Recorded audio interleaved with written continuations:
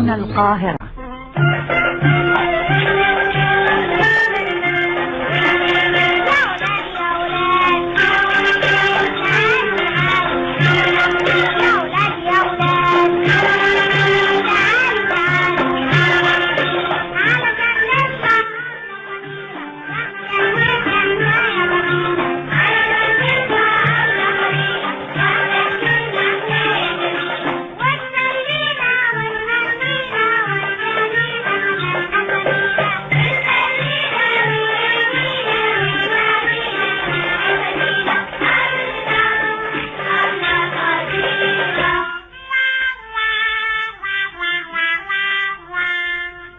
حبايب الحلوين، كان يا مكان بكرة ان شاء الله وفي نفس الميعاد اللي هيجي فينا هيفرح بالغنوة ويتسلى بالحياة.